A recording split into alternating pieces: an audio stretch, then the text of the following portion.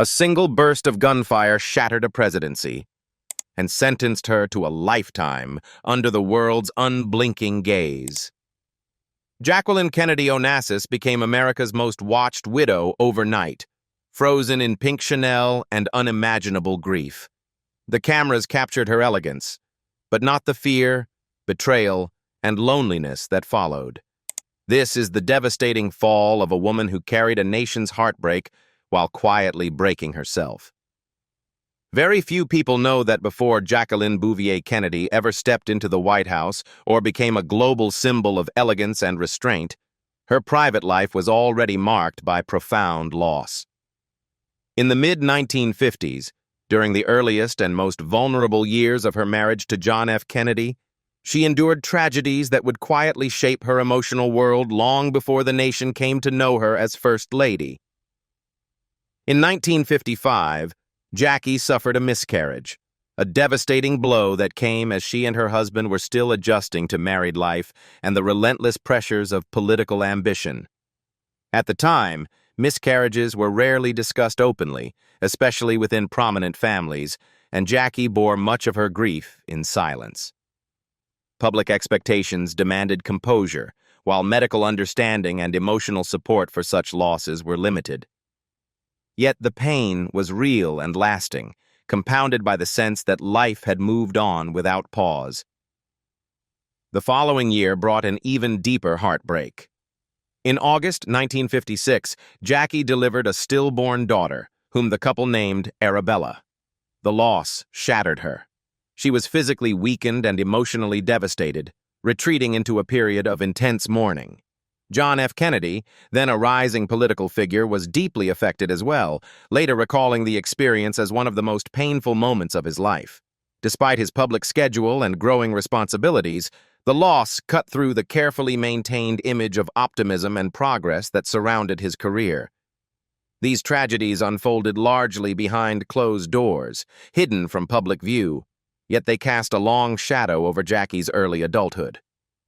The losses intensified her sense of vulnerability and deepened her emotional reserve, qualities that would later become part of her public persona.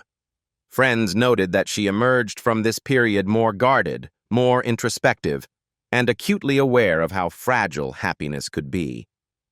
The miscarriage and stillbirth also foreshadowed the immense grief Jackie would later endure on a far more public stage. They were early lessons in endurance, private rehearsals for the unimaginable sorrows that awaited her in the years ahead. Long before she became America's First Lady, Jacqueline Kennedy had already learned how to suffer quietly, to maintain dignity amid devastation, and to carry grief without allowing it to fully define her. Then, in August 1963, at the height of her role as First Lady, Jacqueline Kennedy faced one of the most devastating losses of her life. Pregnant with her fourth child, she had been advised to rest for much of the summer due to complications, retreating to the Kennedy family home in Hyannisport. What should have been a period of cautious hope instead turned into tragedy when, weeks ahead of schedule, she was rushed into an emergency cesarean section. On August 7, 1963, Jackie gave birth to a baby boy, Patrick Bouvier Kennedy.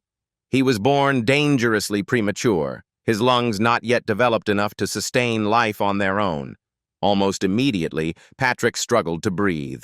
Doctors diagnosed him with respiratory distress syndrome, a condition that, at the time, had few effective treatments.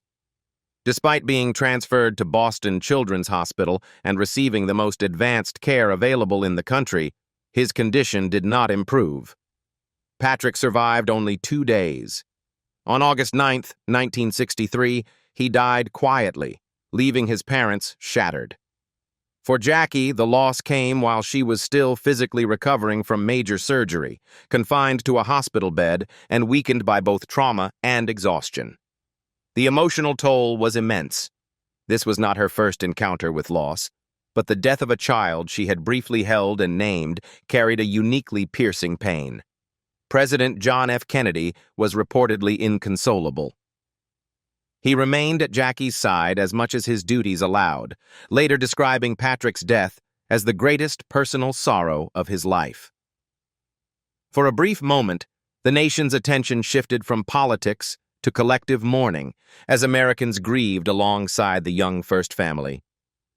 Messages of sympathy poured into the White House, underscoring how deeply the public felt connected to Jackie's quiet suffering. For Jackie, Patrick's death deepened an already profound sense of fragility surrounding happiness and motherhood. It intensified her protectiveness over her surviving children, Caroline and John Jr., and reinforced her instinct to shield her private pain from public view. Friends later recalled that she never fully recovered from the loss, carrying it as a silent weight rather than an open wound. The timing of the tragedy made it even more haunting. Patrick's death occurred just 3 months before the assassination of President Kennedy. In hindsight, it stands as a cruel prelude to the catastrophe that would soon engulf her life. Still physically healing, emotionally broken, and already familiar with grief, Jackie was unknowingly being prepared for the unimaginable. The death of her infant son marked one of the darkest chapters of her life, an intimate tragedy endured under the glare of history, yet felt in the most private depths of a mother's heart. But that's not all. The defining and most devastating tragedy of Jacqueline Kennedy's life unfolded on November 22, 1963, in a moment that shattered not only her world, but the collective innocence of a nation. Less than 3 months after burying her infant son Patrick, Jackie accompanied her husband, President John F. Kennedy, on a political trip to Dallas, Texas. What was meant to be a show of unity and optimism quickly descended into horror as the presidential motorcade moved through Dealey Plaza. Seated beside her husband in the open limousine, Jackie was laughing and engaging with the crowd when gunshots rang out. In an instant, her life was irrevocably altered. She witnessed the fatal wounds inflicted on the man she loved, instinctively reaching toward him as chaos erupted around them. The trauma was immediate and visceral, unfolding in full view of the public and captured by cameras that would replay the moment endlessly in history. Jackie remained with President Kennedy as he was rushed to Parkland Memorial Hospital, refusing to leave his side even as doctors fought unsuccessfully to save him. When he was pronounced dead, she was suddenly transformed, from First Lady to widow, within the span of hours. Still in shock, she demonstrated a composure that stunned those around her, insisting on accompanying her husband's body back to Air Force One. It was aboard that plane that one of the most indelible images of the 20th century was created. Jackie stood beside Vice President Lyndon B. Johnson as he took the oath of office, her pink Chanel suit stained with her husband's blood. She refused to change her clothes, later explaining that she wanted the world to see what had been done to her husband. The image became a symbol of national grief, violence, and abrupt loss of innocence. In the days that followed, Jackie orchestrated President Kennedy's funeral with meticulous care, modeling it after Abraham Lincoln's and ensuring that it conveyed dignity, sacrifice, and historical gravity. Beneath the controlled public rituals, however, was a woman devastated by loss. At just 34 years old, she was left to raise 2 young children while mourning a husband whose life and future had been violently cut short. The assassination cemented Jackie Kennedy's place in history, but at a tremendous personal cost. Her grief was unrelenting, compounded by the recent death of her infant son and years of earlier losses. Forced to endure unimaginable sorrow under constant global scrutiny, she became a symbol of grace under fire, even as her private world lay in ruins. In the years following the assassination of President John F. Kennedy, Jacqueline Kennedy's life became a continuous exercise in managing grief while safeguarding memory, legacy, and dignity. The early 1960s, which should have marked a period of personal fulfillment and family stability, instead unfolded as a relentless procession of sorrow that reshaped her inner world and public role alike.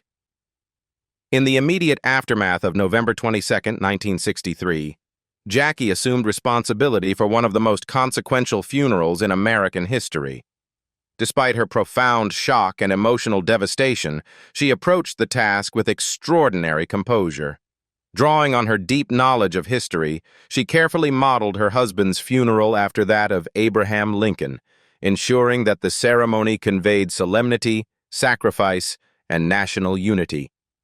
Every detail, from the riderless horse to the eternal flame, was chosen with intention, transforming private loss into a collective act of remembrance.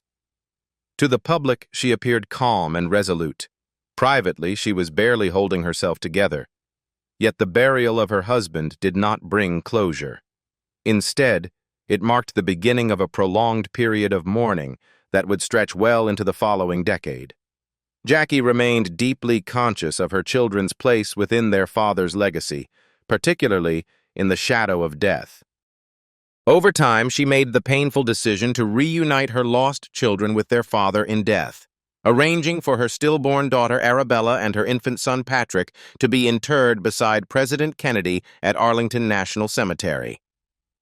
The act was both symbolic and deeply personal, a mother's attempt to bring her fractured family together in the only way still possible. These choices reflected Jackie's ongoing struggle to impose meaning and order on overwhelming loss. The cemetery became not just a national shrine, but a private place of mourning, where her personal grief intersected with the public's reverence. Visits to Arlington were often made quietly, away from cameras, allowing her brief moments of intimacy with memories she could not escape. Throughout the 1960s and into the 1970s, Jackie carried the weight of these losses with a guarded dignity. She rarely spoke publicly about her grief, choosing instead to protect her children and maintain control over her narrative. The accumulation of deaths, her husband, her stillborn daughter, and Patrick, left little room for healing.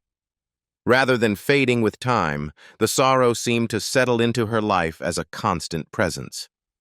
For Jacqueline Kennedy, the early 1960s were not defined by glamour or political triumph, but by burial, mourning, and the heavy responsibility of remembrance. Her life became less about personal joy and more about endurance, preserving the legacy of those she had lost while continuing forward under the quiet, unrelenting shadow of grief.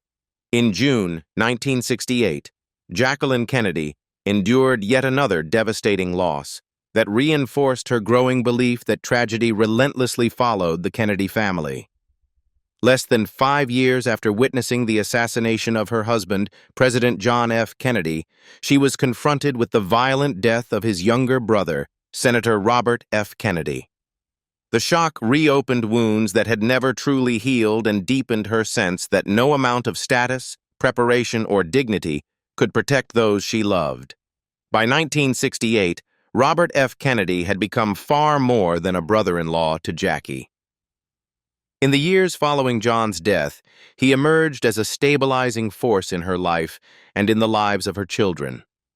He was a source of emotional support, political continuity, and moral grounding, someone who shared her grief and understood the magnitude of what had been lost.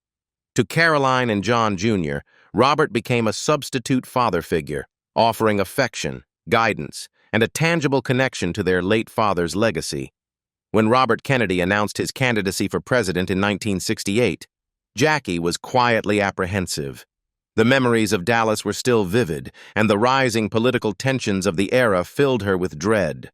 On June 5, 1968, her worst fears were realized when Robert was shot at the Ambassador Hotel in Los Angeles, moments after delivering a victory speech following the California primary. He died the following day, plunging the family and the nation into mourning once again. For Jackie, the loss was crushing. It was not merely grief, but a sense of inevitability that haunted her. Another Kennedy man had been taken by violence, another future erased before it could unfold. The assassination confirmed her growing fear that her family was under siege, that the name Kennedy itself had become a target. Friends later recalled that this event marked a turning point in her emotional state, intensifying her anxiety and her instinct to protect her children at all costs. Robert's death compounded her existing sorrow and further eroded her faith in public life. The idea that political service could coexist with personal safety now felt impossible. In the aftermath, Jackie became increasingly withdrawn from American public life, focused almost exclusively on shielding Caroline and John Jr. from danger. Her famous declaration that, "If they're killing Kennedys, then my children are targets," captured the depth of her fear and despair. The assassination of Robert F. Kennedy was not just another family tragedy. It was the final confirmation that the losses Jackie had endured were part of a cruel, recurring pattern. Already shaped by the deaths of her husband and children, she now faced the collapse of the last pillar of emotional security she had within the Kennedy circle. By 1968, Jacqueline Kennedy was no longer merely a symbol of grace in mourning. She was a woman exhausted by grief, determined above all else to preserve the lives of the children she had left, even if it meant retreating from the world that had taken so much from her. By October 1968, Jacqueline Kennedy had reached an emotional breaking point shaped by nearly uninterrupted tragedy. The assassinations of her husband, President John F. Kennedy, and her brother-in-law, Robert F. Kennedy, had convinced her that the Kennedy name itself had become dangerously exposed. Grief had hardened into fear, and fear into an overwhelming determination to protect the only people she had left, her children, Caroline and John Jr., at any cost. It was in this state of exhaustion and alarm that Jackie made a decision that stunned the world. She married Greek shipping magnate Aristotle Onassis. To the American public, the marriage seemed abrupt, even bewildering. Jackie had been enshrined as a national symbol of dignity and sacrifice, and many viewed her remarriage, especially to a foreign billionaire, as a betrayal of that image. Yet privately, the choice was driven less by romance than by survival. Onassis possessed vast wealth, global mobility, private security, and political independence. To Jackie, he represented something the United States no longer could: safety beyond the reach of American violence and political obsession. Aristotle Onassis offered a level of protection that was almost fortress-like. His private islands, yachts, and international residences allowed Jackie to live beyond constant surveillance and threat. Surrounded by guards and insulated from public access, she believed her children could finally grow up without the looming fear of assassination. In this sense, the marriage functioned as a shield, an emotional and physical barrier erected after years of feeling powerless to stop the destruction of her family. At the same time, the marriage marked a quiet withdrawal from American public life. By leaving behind the role of national widow, Jackie stepped away from the expectations that had bound her to public mourning and symbolic purity. The move was widely criticized, yet it allowed her a measure of anonymity and control she had not known since before the White House. Greece and the Mediterranean offered distance, not just geographically but psychologically, from the country where her greatest losses had occurred. Emotionally, the marriage reflected a woman seeking refuge rather than passion. Jackie did not erase her past. Instead, she attempted to contain it. Onassis could not replace what she had lost, but he could offer stability, structure, and a sense of permanence in a life repeatedly shattered by sudden violence. The union was pragmatic, even transactional, yet deeply rooted in trauma. In marrying Aristotle Onassis, Jacqueline Kennedy redefined her life on her own terms. The decision was not an abandonment of her history, but a response to it, an act of self-preservation forged in grief. After years of relentless tragedy linked to her homeland, she chose distance over devotion, protection over symbolism. It was a controversial choice, but one that underscored a painful truth. For Jackie, survival and safety had finally eclipsed the expectations of a nation that could not keep her family alive. The sense of safety Jacqueline Kennedy Onassis had sought through her second marriage proved painfully temporary. On March 15, 1975, Aristotle Onassis died in Paris at the age of 69, following complications from pneumonia and long-term smoking-related illness. With his death, Jackie found herself widowed once again, this time not in the glare of national tragedy, but in a quieter, deeply personal reckoning with loss that echoed everything she had already endured. By the mid-1970s, Jackie's marriage to Onassis had evolved into a complex arrangement shaped as much by necessity as by affection. While their relationship had often been scrutinized and misunderstood, Onassis had provided what she most desperately needed after years of terror and instability: protection, privacy, and control.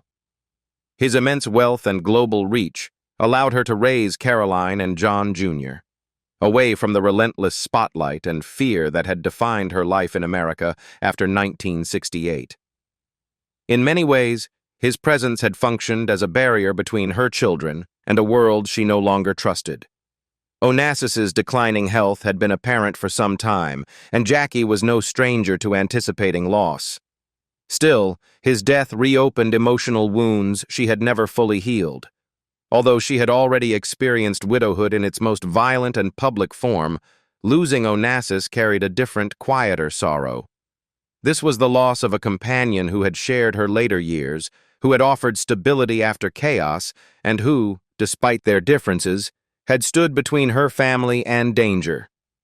Legally, Jackie emerged financially secure. She inherited a substantial settlement that ensured her independence and her children's future. Yet wealth offered little comfort against the emotional toll of losing another life partner. Friends later noted that Onassis's death reinforced a deep sense of impermanence in her life, a feeling that no matter how carefully she built walls of protection, loss would inevitably find its way in. Once again, Jackie faced the challenge of redefining herself after death reshaped her circumstances. This time, however, she was older, more guarded, and emotionally exhausted. There would be no return to symbolic roles or public expectation. Instead, she chose a quieter path, eventually resettling in New York and focusing on work, intellectual life, and motherhood. Her grief became more internal, less visible, but no less heavy. The death of Aristotle Onassis marked the end of Jackie's final attempt to outrun tragedy through protection and distance. Left with her children and the accumulated memories of love, violence, and survival, she confronted a familiar reality. Security could be built, but it could not last forever. Widowed for the second time, Jacqueline Kennedy Onassis carried forward not only her independence and resilience, but the enduring weight of having loved and lost too much in one lifetime. In the years following Aristotle Onassis's death, Jacqueline Kennedy Onassis attempted to reclaim something she had rarely known as an adult: an ordinary life. She settled in New York City, determined to create stability for Caroline and John Jr. away from political power, inherited wealth, and the shadows of assassination. She took work seriously, building a respected career as a book editor, first at Viking Press and later at Doubleday, immersing herself in literature as a way to anchor herself to something purposeful and private. Yet no matter how deliberately she reshaped her daily existence, she could never fully escape the glare of fame. Unlike the sudden tragedies that had punctuated her earlier life, this loss unfolded slowly and relentlessly. The erosion of privacy was not marked by a single catastrophic moment, but by thousands of small invasions that accumulated over years. Paparazzi followed her relentlessly, camping outside her apartment, trailing her down sidewalks, and ambushing her during the most mundane routines. A simple walk through Central Park, a lunch with friends, or escorting her children to school became public events, documented and dissected by tabloids eager to monetize her presence. For Jackie, this constant surveillance carried its own emotional toll.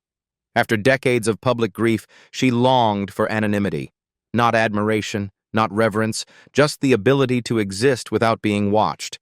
The attention was not flattering, it was exhausting and often cruel. Photographers shouted questions about her past, her marriages, and her children, reducing her complex inner life to frozen images and speculative headlines. Even moments of vulnerability or fatigue were captured, stripped of context, and sold as spectacle. The intrusion felt especially painful because of what it threatened: her children's chance at normalcy. Having already lost so much, Jackie was fiercely protective of Caroline and John Jr., believing privacy to be a form of safety. She wanted them to grow up as individuals rather than symbols, free from the expectations and dangers that had haunted the Kennedy name.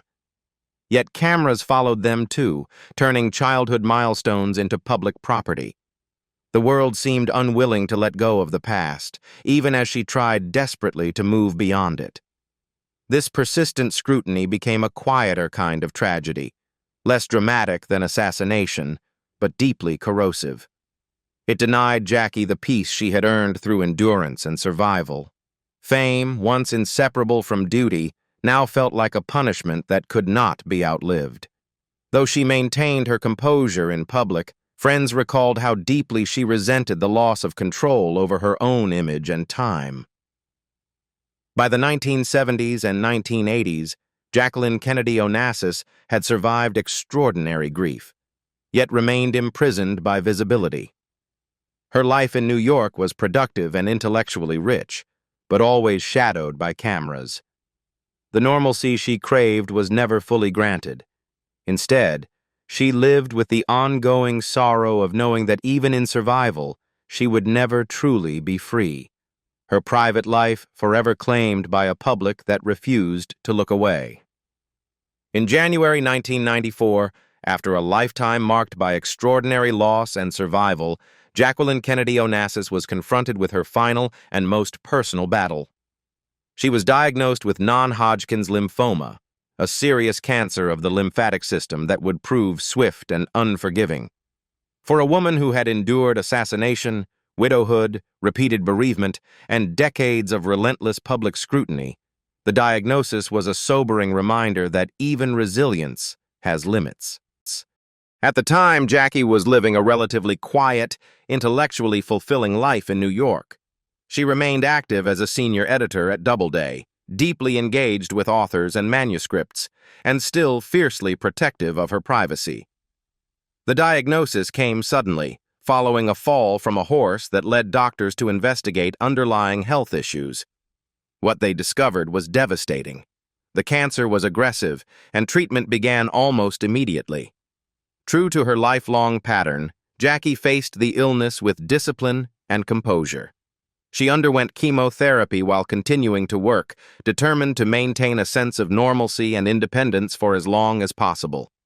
Publicly, she did not dramatize her condition. When news of her illness became known, she released brief, measured statements, acknowledging the diagnosis without inviting spectacle. Even in sickness, she resisted becoming a symbol, insisting instead on being treated as a private individual confronting a universal human struggle. Yet behind the controlled exterior, the physical toll was severe. Chemotherapy weakened her body, and the disease progressed despite treatment. Over the following months, the cancer spread to her liver and brain, sharply diminishing hopes for recovery. Those closest to her observed a quiet urgency in how she began to settle her affairs, ensuring that her children were emotionally and practically prepared for life without her. Caroline and John Jr., now adults, became her central focus once again, just as they had been after every previous loss. The diagnosis carried a profound emotional weight. Having spent much of her life outrunning violence, grief, and fear, Jackie now faced an enemy that could not be escaped through distance, wealth, or privacy. Cancer reduced her, not cruelly but honestly, to the same vulnerability shared by all people, regardless of history or status. For someone so often mythologized, the illness stripped away the remaining layers of legend, revealing a woman confronting mortality with clarity rather than denial. On May 19, 1994, Jacqueline Kennedy Onassis died quietly in her New York City apartment at the age of 64, bringing to a close one of the most intensely observed and emotionally burdened lives of the 20th century. In her final days, she was surrounded by the things that had come to define her later years: books, close friends, and family, far removed from the political stages and ceremonial power that had once framed her existence. The woman who had spent much of her life in the public eye left it with the privacy and dignity she had long fought to preserve. Her death followed a brief but aggressive battle with non-Hodgkin's lymphoma, diagnosed only months earlier. True to her character, Jackie faced the end with clarity rather than illusion. She put her affairs in order, said her goodbyes, and made deliberate choices about how she wished to be remembered, not as a symbol frozen in tragedy, but as a fully lived human being. When the news of her passing became public, it prompted an outpouring of global mourning that rivaled the response to the assassination of President John F. Kennedy 3 decades earlier. In death, Jacqueline returned to the place that had defined so much of her life's sorrow. She was laid to rest at Arlington National Cemetery beside her first husband, President Kennedy, and near the graves of her lost children, including her stillborn daughter and her infant son, Patrick. The burial reunited a family fractured by violence and loss, offering a final sense of peace that had eluded her in life. The eternal flame that burned beside John F. Kennedy's grave now marked her own place in history as well. Jackie's legacy defies simple categorization. Publicly, she transformed the role of First Lady, elevating it through cultural refinement, historical preservation, and intellectual seriousness. She restored the White House with a scholar's devotion, championed the arts, and redefined American elegance for a generation. Privately, she endured a succession of tragedies that would have broken many: miscarriages, the deaths of children, assassinations, relentless public scrutiny, and illness. Yet she carried them with a restraint that became her defining trait. Her life became a study in endurance rather than happiness, in survival rather than fulfillment. Yet within that endurance lay a profound influence. Jackie taught the world how to mourn with dignity, how to protect privacy in the face of obsession, and how to preserve meaning amid devastation. She refused to be consumed by grief, even as it shaped every chapter of her story. What do you think about Jacqueline Kennedy? Leave us your comments in the section below. We hope you have found this helpful video. Don't forget to leave a like, share, and subscribe to the channel if you like it. Thank you for watching this and see you in the next videos. Goodbye.